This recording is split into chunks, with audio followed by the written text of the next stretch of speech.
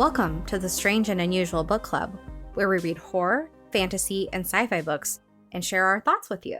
I'm Haley. And I'm Kayla. And today we're talking about The Midnight Library by Matt Haig. Ooh. Spooky. It's really not that spooky. It's really not at all. Okay, well, let's talk a little bit about the background of this book. It was published in August of 2020 by HarperCollins, and it's 288 pages long. That's a nice short read. Yeah, you can do it in a day. You can do that in a day. Yeah, it's got a couple of awards. It won the Goodreads Choice Award for Fiction in 2020, and it was a nominee for the Audie Award in 2020, and it made the shortlist in 2021 for the British Book Award for Fiction Book of the Year. Here's a trigger warning for our gentle listeners. There is a lot of mention in this book about mental health, depression, suicide, and loss of loved ones. So if you're not in a place to hear about that, that's okay. That's all right. You got to take care of yourself first. Absolutely. So I would describe this book as It's a Wonderful Life meets Quantum Leap.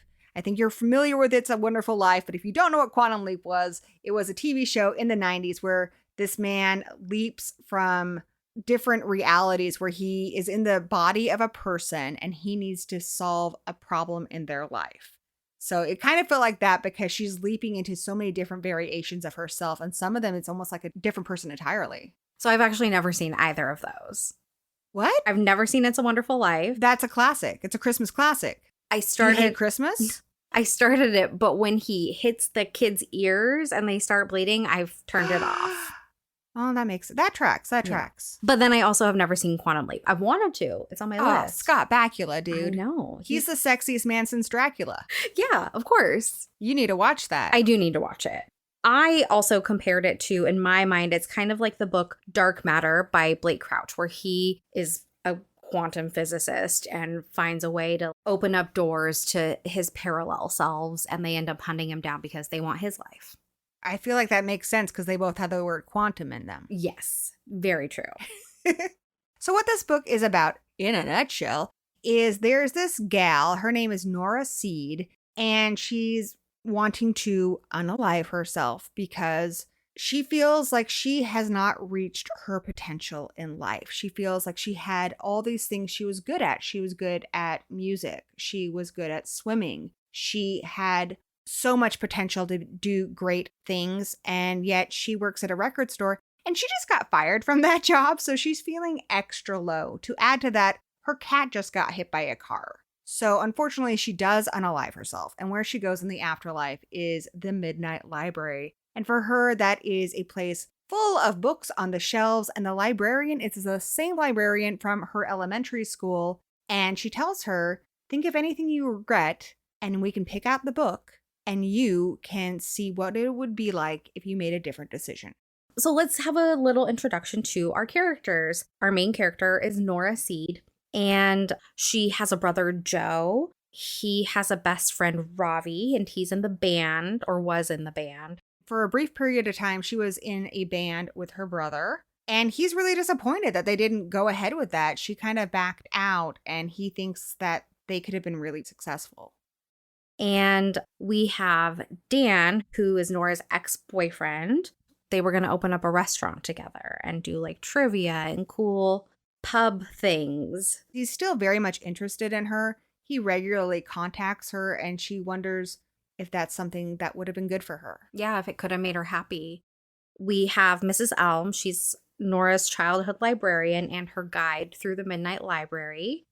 Ash is Nora's neighbor. He's a surgeon. And we have Izzy. She's Nora's best friend, and they're kind of estranged at this point at the beginning of the novel. So a big theme in this novel is depression. And depression can look different for everybody. But for Nora, again, it's that unrealized potential, the what ifs of different avenues. And I think with Nora, she almost gets like this paralysis when she's on the precipice of something great. I think she's afraid to commit. She had a shot at the Olympics, but it felt like it was her dad's dream. It was her dad who made her train every single day. And when it came time to actually fulfill that potential, she wasn't sure she wanted to commit to that, and she never did. Yeah, it wasn't her dream to commit to. It wasn't what she wanted. So she, in this path, this book that she opens, she's an Olympic swimmer. She's not at the point where she goes into that world, but she had been an Olympic swimmer, and now she's like a motivational speaker. Is that right? So in present day, she was an Olympic swimmer. She was very, very successful. She had a whole bunch of accolades. And now she is speaking at a graduation. Her brother is there. He's like her manager. Like, she's there and she's proud of what she's done, but it definitely doesn't bring her joy. Yeah. And she's happy that her brother's there and that they have a tight relationship and stuff. But she sees that she would have been essentially living somebody else's life if she had gone through this. So the next one she tries with the Midnight Library is it's the bar, isn't it? The pub? Yeah. She wants to know what things would have been like if her and Dan had stuck together and opened up this tavern. And at first she gets there and it seems really beautiful and sweet. And she goes in and they're just finishing up trivia. And it seems like everything is great. They have this adorable restaurant. They have this really cute apartment up above. But then she finds out more that things are not quite what they seem to be. Well, yeah, this guy who's pined after her for forever, he's cheating on her for one. So she did all of this to be with him because she thought he genuinely loved her. He's pined for her for so long. And in this life, he takes her for granted big time. He has no real respect or appreciation for her. And they have a very cold marriage. Mm-hmm. And they don't seem to really care for each other anymore. Yeah, she bounces out of that one real quickly. She's like, yeah, no, I'm glad I didn't do this. And I think sometimes, we want to have some confirmation that it was not the right decision for us. Yeah. And so at this point, she's kind of getting that. Mm-hmm. She's like, yeah, sure, we could have made this dream and made this restaurant really successful, but we would not have been happy together and we would not have been good for each other in the long run. I have a quote here from that part of the book. Dan was back behind the bar, pouring himself a scotch. He seemed to sense she was judging him. This is only my third. Fourth, maybe. It's quiz night. You know I get nervous doing the comparing, and it helps me be funny. And I was funny, don't you reckon? Yes, very funny. Total funniness. So, like, it's all definitely on edge. Yeah. They're not their best selves together. No.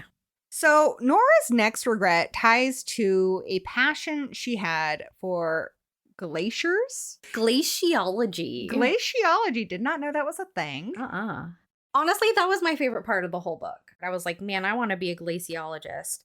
So Nora has this librarian there. So naturally, she's thinking about her former interest in glaciology. And she wonders, what if I had pursued that? And this one I really like because it taps into essentially our hierarchy of needs. Now, a lot of the reviews on Goodreads were really hard on Nora. A lot of the negative reviews said she was a sad sack, said that she wasn't appreciating her life and stuff. And I think it's easy to do that because she is so naturally talented. And a lot of people think, hey, if I had that, I would be happy. But I think depression is a chemical thing and it looks different for everybody. And we can't compare ourselves that way. It's not fair to anyone. And B, back to that hierarchy of needs, once all of our primary survival needs are fulfilled, so our need for food, shelter, safety, then it is a natural human thing to question our potential in life.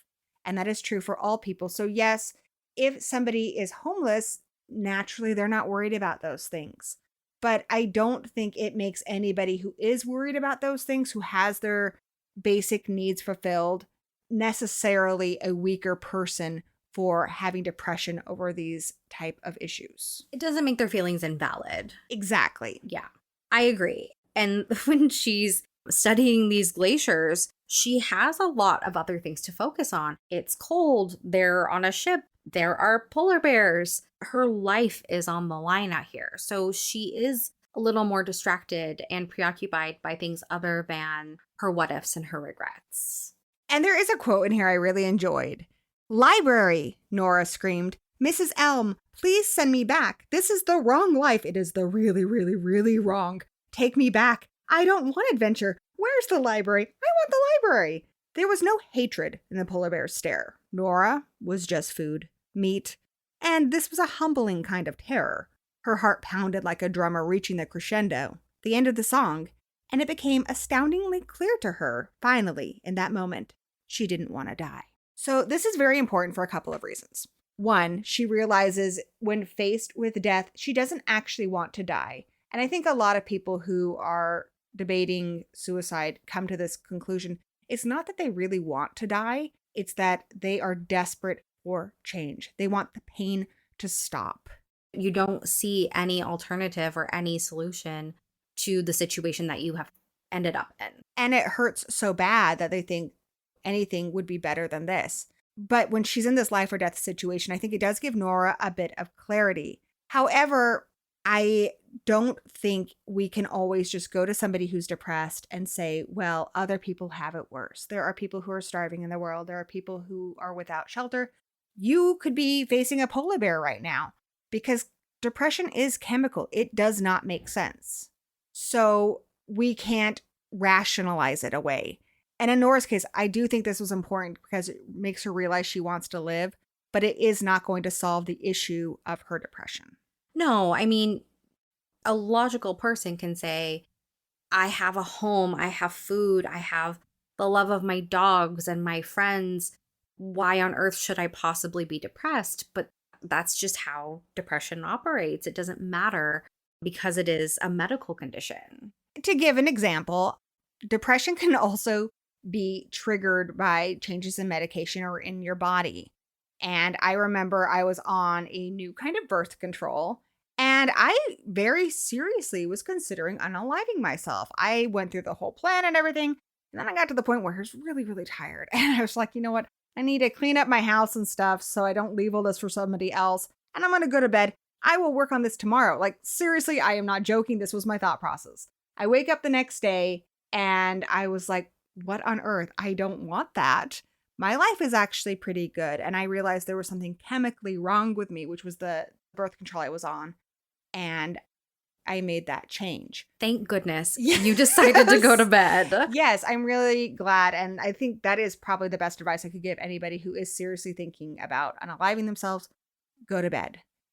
Have a snack, take a nap. Yes, get yourself some water. It will not solve it all. You will still feel bad tomorrow. But that urgency, that really painful feeling you have, it will be better in the morning. There's something that I've heard somewhere on the internet. If you feel like everybody hates you, you should go to bed. If you feel like you hate everybody, you need to eat something. And if you feel like you hate yourself, you need to take a shower. I think that is fantastic advice. Yes. You should be a therapist. Thank you. The internet's my therapist. Yeah, so we should talk about when she is in the glaciology realm, who she meets there. Yes. What was his name? Hugo. Hugo. So she meets Hugo, and Hugo is aware that she is not the Nora of that timeline, that she is a traveler through the Midnight Library. And I love Hugo because he has his own Midnight Library, which is a midnight video store. I love it. It is the video store that he grew up with in his small town. And I think that's what mine would be. Absolutely, it would be. Yes. Yeah, like your local 90s video store. Ours was operated by our Schwann's man. Very cool. Very cool. Does anyone even know what that is anymore? I don't know. I mean, Schwann's is around, but I think you have to like order it online. The truck doesn't drive around to your house anymore. Another regret, another book that Nora pulls off the shelf is if she had moved to Australia with her friend Izzy and what that could have looked like. And this is another world that she isn't in very long. It is a very sad world. When she gets there initially, she's in a pool, swimming, having a great time, but she has to figure out where she lives. She doesn't even know where she lives, but she gets a call that she's late for her shift and she doesn't know where Izzy is. And she finds out tragically that not too long after they moved there, she was having a birthday party and Izzy tragically died in a car accident. I think on the way to get her a gift or on the way to get to the party. I think it was on the way to the party. Yeah. And so Nora's just living in kind of like a flop house and she's just drinking away her sorrows. Yeah, she had nothing else there but Izzy. And so when she didn't have Izzy, now she's completely listless and without any kind of direction. Yeah, it's really sad. She doesn't stay in that world very long. No, she quickly realizes it was a mistake. Though that is a critique I have of the book. So my thought would be, well, can we do this to where maybe she had her birthday party in a different place? Yeah, how many other ways could this world have gone? Like, why is that the only way? Why was that the only option? I agree. So the issue was that she died in a car accident. It wasn't anything inherently wrong with Australia. Mm-hmm. Yeah. So What if I would they be like, had- can we try this again, but do the birthday party someplace else? Yeah, there's just a million other ways that that could have gone. It got dismissed pretty quickly. Yeah. Another life that Nora picks is if she had stayed in the band with her brother Joe and Ravi. And they are quite successful. They're very successful. And what she loves about this world so much is she's on stage performing and she is singing her songs, her words. And there's this wonderful exchange of energy between her and the crowd. The only thing that's missing is she was in this band with her brother and Ravi is there, but she doesn't see her brother anywhere. And she's thinking he must just have missed this show. And then she goes to do an interview. And at the start of this, she is thinking this is the perfect life now. And I think we're told a lot that fame is something that is supposed to make us happy and creating. And so I think she thinks this is the best it's going to get. And as she's doing the interview, she's asked a question about her brother and she realizes her brother had passed. This one, it makes a lot more sense because her brother passed because he started doing drugs, which a lot of people, when they get involved in that world and they're surrounded by it, get lost. Yeah, it's really, really sad. But she did really enjoy her performance. She had a great time on the stage. It seemed like what she was doing wasn't part of what the band typically did, but she was just going with the flow and doing what felt right to her and was truly happy in that space. Exactly. There's a description in here as to what the band's sound was, and I just thought it was really interesting. It's like early Cure fused with Frank Ocean via the Carpenters and Tame Impala. Nora tried and failed to imagine what that could possibly sound like. And I think that that is the craziest sounding band. I would love to know what that would sound like. I would love to know what that would sound like too. Actually, there's one part where they have the lyrics to the song in the book. And I kept meaning to open up the audiobook to see what that actually sounded like. That's really smart. I'm going to have to do that. See if they can capture what that sound would be. So the last world that Nora visits is a world where she gave her neighbor Ash a chance. He had asked her out for coffee a while back. And he is also the one at the start of the book who tells her that her cat was hit by a car. And this world, again, pretty much perfect. Ash is in the medical profession. I don't remember if he's a doctor or a surgeon. He's a surgeon. He's a surgeon. And she, what did she do? She's a professor. So they're both very prestigious and they have a very adorable little girl and they're just happy. They're just happy with each other's company. And they both put family first, even though they have these very prestigious careers. Yeah, they have a very simple life and it's very idyllic and they never fight. And at first, Nora's biggest struggles come from having a daughter who she doesn't really know. And she doesn't really know how to mother her. But it ends up being like one of her favorite parts of the world. Yeah, Nora never really thought she was cut out for having kids. But this experience with her daughter, that is honestly her favorite part of this world. The daughter has a really unique perspective on the world around her. And I think that it gives Nora like a sense of hope, a perspective that she wouldn't normally have in another version of herself, if that makes sense. Yeah, she's also more focused on her daughter than she is on her. So she's not Yeah. overthinking, which I think is a big part of Nora's anxiety and depression. Is she ruminates on a lot of things, and having this person to focus on prevents some of that from happening. One of the quotes I really liked in the book, and she's trying to put the girl to bed so she can leave because she at first just wants to get the heck out of there. but it says, "The girl put her hand in Nora's. It felt so small and warm, and it made her feel sad, the way it relaxed into her, as natural as a pearl in a shell." I love that. Because that's her mama. There was also another regret in there, and I can't remember exactly where it was, but she, in this world, is going out with this guy named Dylan, and he's very, very chill, and he just takes care of dogs, and his perspective on life is very different than hers. And he tells her, "Why would you want another world when this one has dogs in it?" They're the best part of any universe. Yeah. So now that we've kind of gone through those, I think it'll be easier for us to break down what this means a little bit easier. I think a lot of the regrets in Nora's life kind of relate to this like fear of missing out. She's afraid if she commits to one thing, she's going to miss out on something else.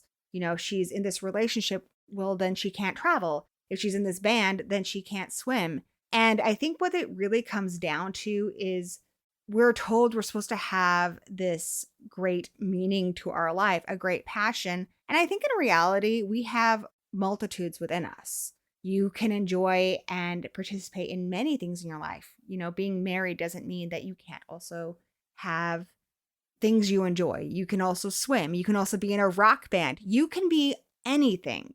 You are not limited to one title, be it mother or father or shopkeeper or podcaster or dog walker. You can be all of those things. And if one of those things does not make you happy, you always have the option of dropping it. Yeah, drop it, pick up something else. In a philosophical sense, what else is the point of living this life if not to try all the things that are out there for you to try? One quote that is repeated a lot is that the only way to learn is to live. Yeah, there's another quote, and it says, "Of course, there are things in my life I wish I would have done differently. But I am also really proud of the little life I've built for myself. There are circumstances I wish I would have handled differently, but even that may have changed my path. I want to do more. I want to do everything, but try to be realistic and logical when it comes to the idea that I only get to live this one life." Yeah. But I think what we learned through this book is you should take risks because you just have this one life. I mean, we're assuming we don't have a midnight library at the end of it, but you just have this one life. So take a risk, make a mistake, fall on your ass, realize it's wrong, pick up something else, and just keep living. And don't feel like you ever have to be one thing. Yeah. I think I wrote this little thing down here where I said, how much of life is what you nurture, even the smallest amount, and how much is luck and things aligning perfectly, which we kind of mentioned when we were talking about Izzy in Australia and like, why did that just align perfectly that Izzy had to die in that universe or in that parallel path? Why couldn't she have tried it where she stopped Izzy from moving to Australia and stayed with her? Exactly. Not letting yourself be held back by regret or guilt or perceived obligation. You have to learn from your mistakes, but you can't go backwards. And I think a big part of what blocks Nora specifically from realizing that is her depression. You can't see things as clearly as you would like to when you're in the depths of depression and what it does to your brain. And I think that is really important. And I do think one of the issues with the book is it confuses regrets with clinical depression. One is very chemical and one is sadness that you get looking back on your life and thinking maybe you missed out on something. And it probably could have been handled better. But I think I'm going to get into that more when we talk about our review. But before that, let's get into our top fives. So we do a top five every episode of our podcast, usually related to the theme of the book. And this one is our top 5 comfort books in our Midnight Library. These are essentially books that if we could, we would live in them. They are just like a warm blanket. Yeah, what would you want to pop into your Midnight Library? So my Midnight Library, I really looked at these as in books I would comfortably buy real estate in. So a number of my favorite books are not on the list because that would require horrible things happening to me. I like to read about bad things happening to other people. But in this case, I'm going to pick number 5, The Babysitter's Club by Anne M. Martin. Honestly, any book in the series works. I was obsessed with these books as a kid. These were my favorite books, and I even tried to start my own Babysitter's Club, which was unsuccessful because I had no friends who wanted to do it with me. And no one ever responded to my flyers. Yep. Such a bummer. Number 4, I put The Midnight Library. This was a book I kept thinking, gosh, what would I have picked? And I think it would be fascinating to go back and explore all my alternate lives. Number 3 is The House on the Cerulean Sea by TJ Klune. We covered this on one of our live streams. I just love the characters in this book. It's a beautiful location by the sea in this wonderful house with forest all around, and the characters are so lovable, and I could just spend forever with them. Number 2, What Dreams May Come by Richard Matheson. In this book, you are reunited with your loved ones in the afterlife, and I think that is a really beautiful idea, and it's done very realistically. So a lot of your loved ones may not look the way you remember them. You can kind of be whatever you want, but the world itself is also whatever you want. So it can be a world of watercolors. It can be anything that brings you comfort. And I think that idea of just being able to create a world that uniquely makes you happy while also getting to spend forever with the people you love is very beautiful. And number 1, The Complete Adventures of Winnie the Pooh by A.A. Milne. It's like a nature retreat where all of life's troubles disappear and you can focus on what's really important: friends, food, and flowers. I love that. Okay, so my top 5, we actually picked a few of the same books. For my number 5, I picked The House in the Cerulean Sea by TJ Klune. It's so whimsical and so sweet, and those kids are the best. I just want to hang out with Talia all day long. It's a great little world to just drop right into. Number 4, I picked The Last Unicorn by Peter Beagle. It's a beautiful, kind of terrifying world. There's a lot going on. There's harpies, there's dragons, but to live in a world where unicorns exist? Yes, please. And talking butterflies. And talking butterflies. They're the best. For number 3, I picked The Wind in the Willows by Kenneth Grahame. If I could just plop right into Rat's home and hang out with him and Mole, nothing would make me happier. I just want to sit and have a cup of tea. Go on Mr. Toad's Wild Ride? Yes, absolutely. Well, Mr. Toad, let me tell you, that guy's kind of a lunatic. I think he has his own mental health issues to deal with. But I don't care. I want to live in this world. For number 2, I also picked The Complete Adventures of Winnie the Pooh by A.A. Milne. I want to hang out with Pooh. I want to hang out with the bumblebees and eat honey for every single meal. It's just a sweet, cozy world. But Christopher Robin can stay at home. No, I can't. He can hang out. No, dude, I want to hang out with Pooh all by myself. I want to be his new best friend. I want him to like get over Christopher Robin and just want to hang out with me. There would be a lot of competition and jealousy. There really would be a lot. Yeah. And that's going to ruin my world. So let's just not have Christopher Robin. I think in this world, I am Christopher Robin. You know, I like that. Me Okay. too. Okay, great. And then for my number 1 book, I picked The Hobbit by J.R.R. Tolkien.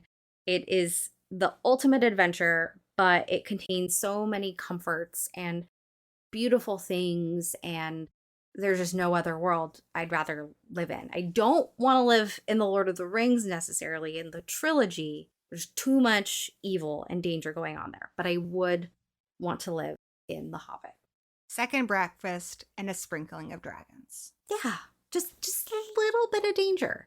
But A you know, little bit. but you know home is sitting there waiting for you. I love it. Absolutely. Yes. All right. Well, let's dive into some Goodreads reviews before we get to our own critiques and praises. So Goodreads gave it a 3.98.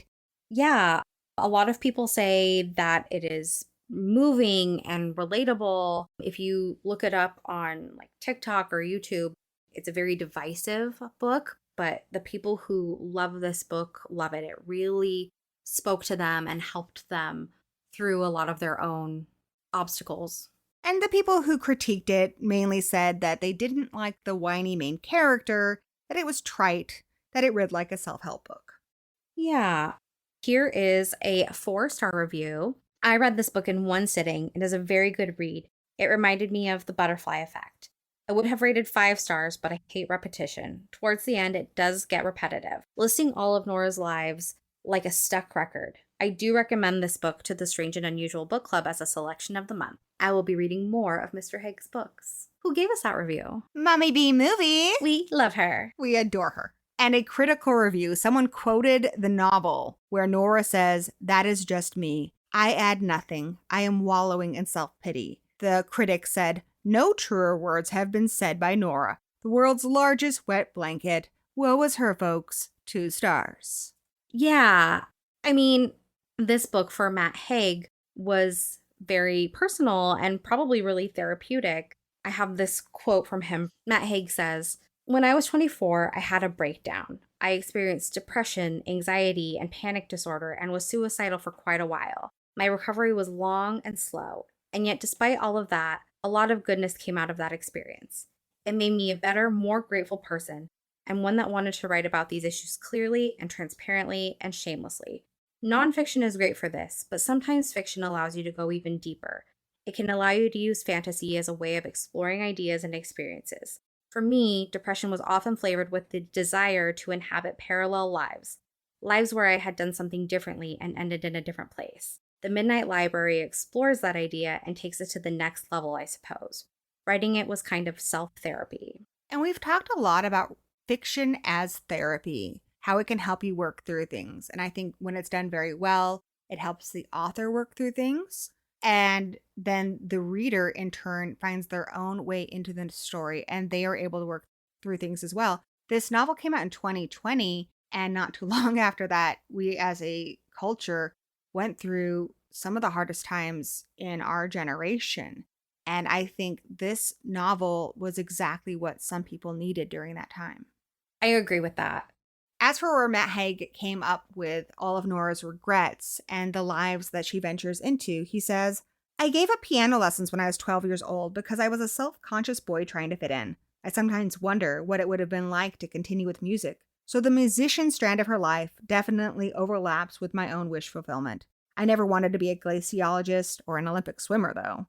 I suppose as a British person, I have the odd fantasy of being a pub landlord, but I'm pretty sure that would be a bad idea. I probably would like to live in a vineyard in California, at least to give it a try. I'm not that great in cold weather, so I probably would skip being a glaciologist." That reminds me, there was another regret where she had a vineyard with her partner, and it was easy and relaxing, but it wasn't right for her. Yeah, I don't even remember where that regret came from. It was just like another little sprinkling of a thing in there that was really fun, though. But I think, again, I like to view these regrets as some things that she could have done in her own life. She could have tried out that and dated this person and realized, this isn't right for me. And that's okay. You can break up, you can move, then you could try being a glaciologist, you can try that band. You're not stuck. And I don't think ending your life is ever the answer. Instead, end the path you're on. Try another path. Try something else. I can't guarantee you that it is going to solve all of your problems, but it is still a better option than not being here, because you do belong here. You are important, and anything you're contributing is better than you not being here at all. I agree. And I think when you're trapped in those feelings, it's really hard to see that, like, you can do anything. You can literally change every single thing in your life. You have, perceived obligations, but what's the worst thing that's going to happen if you, quote unquote, disappoint everybody in your life and decide to try something new? There's so many options and so many things that you can do in your life without giving up. I think when I look back, a lot of my regrets are very different than Nora's, in that I regret not trying things, not necessarily because I had all this great potential, just because it would have been a fun adventure. Yeah. There's a lot of things I wish I would have tried too, and I didn't because, there's that fear of doing it wrong, or, the fear of committing, like, okay, if I do this thing, this is the rest of my life. But it doesn't have to be. Yeah, it makes me think of the book Slayers Every One of Us. I just read that. It's about the 2 women who host the Buffering podcast. And for the musical episode, they talk about Xander and Anya and their fears of getting married. And for every episode, they would write a song. And for that one, they wrote a song to these 2 characters and said, hey, stop worrying. If it doesn't work out, you can get a divorce. You're never stuck, guys. You're never stuck. So take that risk. it's going to be okay. As Yeah. long as you keep living, you can always make changes. Yeah. There's a quote in the book as well that says, as long as there are still books on the shelves, you are never trapped. Absolutely. I do want to get into our own personal praises and critiques for this novel. So I gave this book 4.5 stars. I think initially when I finished it, I was so moved and I had so many emotions that I was inclined to say 5. But it's one of those books where the more I thought about it logically and the more I thought about it from maybe other people's perspectives, the more critiques I had. So I lowered it down to 4.5. But this is a book I'm going to tell you now, I do highly recommend. It's a very emotional read. I rated it 2.5 stars. I rounded it up to 3. I really liked the concept and the way it made me think. I have done a lot of thinking about it and I have recommended it to people, but it ultimately didn't land with me the way that it did with other readers. One of my critiques about the writing of this book, and I don't think the writing is anything particularly remarkable. It's not something that I would suggest reading for the actual prose, though there are some beautiful lines in this book. One of my critiques was that there's too much exposition in the dialogue. For instance, this quote, "It meant a lot to me and to your brother, to all of us. We had a deal with Universal, right? There, album, singles, tour, promo. We could be Coldplay now." So in that line there, they're saying things like, to me and to your brother, to all of us, we had a deal with Universal. We had a deal with Universal, right? That's not something you would naturally say to somebody because you would both remember it. So there's a lot of other examples of that in the book where the exposition is being crammed into the dialogue in an unnatural way. This is part of that idea in writing, like the show don't tell. And we're being told a lot. All we needed to gather from that exchange is that they were on the precipice of greatness. It doesn't matter who they got a deal with or what the exact details of it were. A more natural conversation wouldn't have had those things included. Yeah, and I think there was a critique that we talked about earlier about how it kind of reads like a self-help book. And I think that that lends to that feeling. A book that I love, even though it is a self-help book, is The 5 a.m. Club. And it's a lot of exposition. It's very silly, but there's a lot of good content there. And I think that that's a good example of what we're talking about here. Yeah, I think you're right.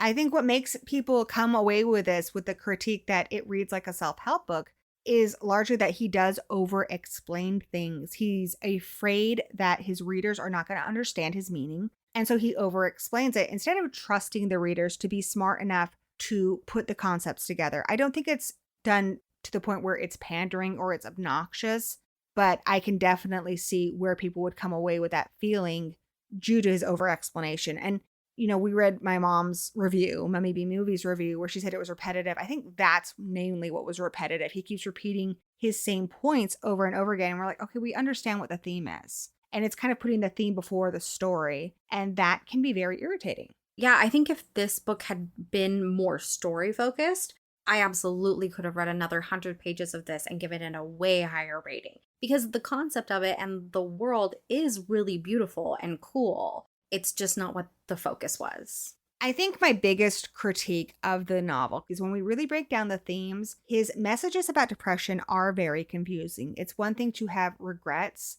but if you have clinical depression to the point where you have talked to a psychologist, you are on medication, that is an entirely different thing. That is a chemical thing, and it doesn't necessarily have anything to do with what's going on in your life. Your life on paper could look perfect, and you can still have a chemical disorder that makes you feel very unhappy. So I'm going to share this quote with you that I think really kind of rubbed me the wrong way.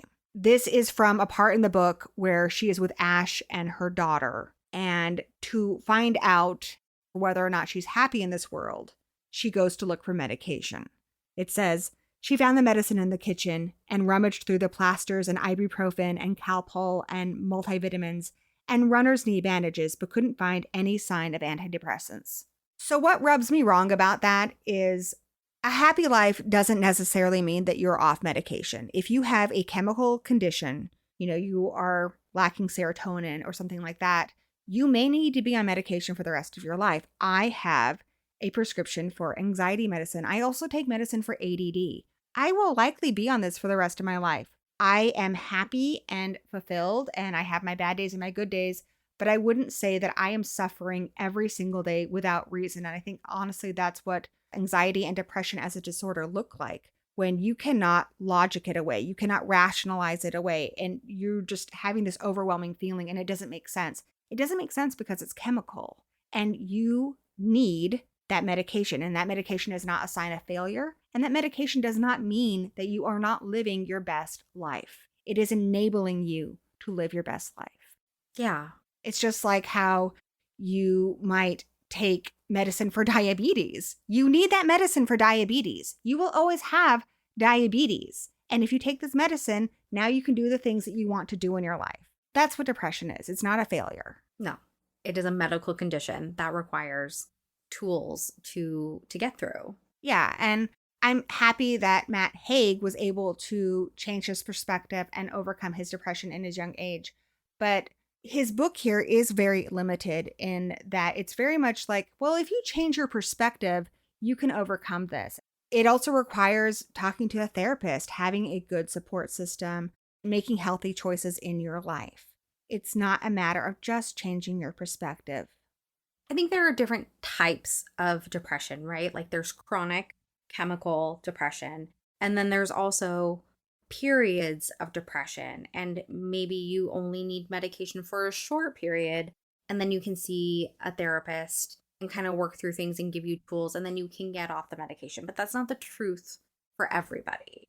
The other thing about the ending too is it wraps up very simply. At the end of her exploring the regret where she lives with Ash and her daughter, she decides that she didn't earn that life. It's not her. She's taking it from somebody else. And she's also seeing how her living this life is hurting other people she cares about. She's not there for the neighbor that lived next to her in her apartment. She is not there to help run this store. There's a lot of people who are suffering because she's not there, like the kid she gave piano lessons to. And she realizes that she is needed in these places. And so when she chooses to go back to just her life that morning before she killed herself, it's like the end of It's a Wonderful Life. She is suddenly so grateful for all of these things. And her having attempted to kill herself brings her brother back into the fold, which makes sense. You know, you find out somebody you love has nearly died, you are going to reach out to them no matter what your problems with them were. However, some other things just don't make a lot of sense. Now, all of a sudden, her best friend is thinking about moving home. In reality, life is not like that. There are things we cannot change. Maybe your depression was spurred by the loss of a loved one. We can't bring them back. We can't reverse a lot of things. Your depression could be spurred by a health issue. You could have a horrible diagnosis, and that's not going to change. It's essentially learning to live with that, to overcome the hard things in our life, not finding the perfect life where everything is uncomplicated. Tied up in a neat little bow. Not finding the rosy side of looking at things. Mm-hmm. Unfortunately, the lows are part of our lives as well. Yeah. This book was very much like almost like the Dumbo, like you had it all along. You didn't need the black feather. And it is a little condescending. Or like Dorothy at the end of The Wizard of Oz. Like she had the power to go home the whole time. Exactly. And I think that's maybe where some people are getting this whole self-help book thing. And they're like, well, wait a second. For me, depression is something that there's nothing I can do about it because I am grieving the loss of somebody and it's become a clinical thing where I just can't get out of bed anymore. You can't just change your perspective on that. Yeah. Her ability to change her perspective really was her cure, and it's just not as simple as that. This book, it really scratches the surface with some very good ideas and quotes. I do think your perspective is a part of it. You can change the way you look at things, especially when it comes to your past regrets. You can choose not to dwell on those things and focus on other things in your life and the things that you have rather than the things that you don't have. That will not solve everybody's problem. One solution doesn't work for everyone. So that could help a lot of people. It certainly seemed to help Matt Haig, and I'm so happy for him. But this book presents it like a one cure solution for everybody. And we are all so different and unique. And I don't think the book is as strong as it could be in that aspect. Yeah. So for me and how this related to my depression is this is something that I've struggled with my entire life since I was 11, maybe even younger.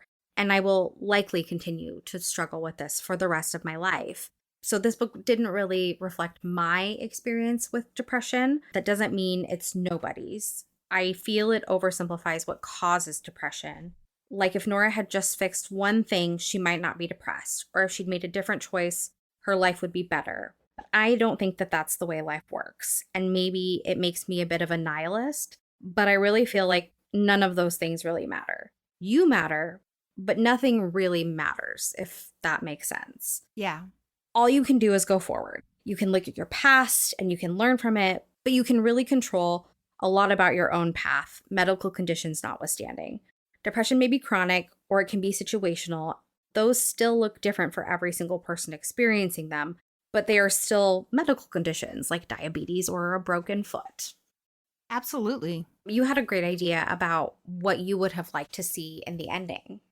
I think I would have liked the ending more if Nora hadn't gotten everything she wanted. It was just a little too perfect. I feel like the friend moving back was just the nail in the coffin for me. I was like, wow, really?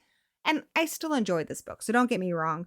But what really hurt me reading her story was she was so deeply connected to Molly, this daughter she had, and she chose to give her up.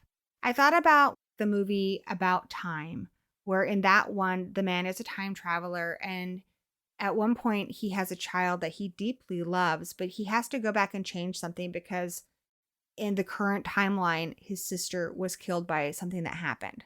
So he goes back and he fixes it, and his sister is there as he wanted, but his child is no longer there. And the reason why is because a child is conceived in just a rare, special moment where it happens to be just everything falls into place. And so naturally, it's not the same kid. Even a minute later, it could be a different kid. That's just biology. And he grieves this child, even though nobody else knows that they ever existed. And I wanted that for Nora. I wanted Nora to grieve Molly because even if she does start dating Ash, she kind of alludes that that might happen, that she might ask him out. Molly may never exist. They might have other children together, but Molly may never exist. And I wanted her to grieve Molly. I think that sacrifice and showing her grief would have been more realistic for a lot of people because unfortunately, bad things do happen and we can't always get what we want. You know, there are people who have actually lost children and people who've lost family members. And I don't think that necessarily means you're never going to be happy again. But you can get through it. And we never saw Nora have to actually get through anything. Nora got everything she wanted. It would have been better to see Nora have to accept that there are bad things in her life and there are good things in her life. And that depression is going to be an ongoing struggle for her. She may actually have to get medication and counseling, particularly since I feel like she's lost a child, and that's something she's going to grieve maybe for the rest of her life. But that doesn't mean that she shouldn't keep living, that she shouldn't keep exploring things and her interest in enjoying the people she still has. Yeah, I mean, if I were in Nora's shoes, right, and all these things just magically worked out, then, you know, say a year or 6 months down the road, you're feeling depressed again. Like, what a huge failure you would feel like, oh, this was supposed to cure all my problems, when that's not the truth of the situation. And it probably will not be likely for Nora. Yeah, what if her friend doesn't actually move back? What if, unfortunately, her brother does die in this reality? Mm-hmm. Does that mean she should once again end her life and go back to the Midnight Library? No. Unfortunately, the reality is bad things in our life do happen. The answer to that is not getting a redo. It's figuring out what you're going to do next. How are you going to take the next breath, the next step, and move through it? Mm-hmm. And you can grieve those losses, absolutely, and be sad that things didn't work out the way that you thought they would. But it doesn't mean that's the end. I think what I would have liked as far as a more realistic depiction of depression is I like to think of it a lot as an ocean. Now, mine's more anxiety-like, but sometimes I just feel like those waves are coming so hard and so fast, and I cannot breathe, and I just want an island to sit on for a minute, but it feels like that doesn't exist, and sometimes it is incredibly overwhelming.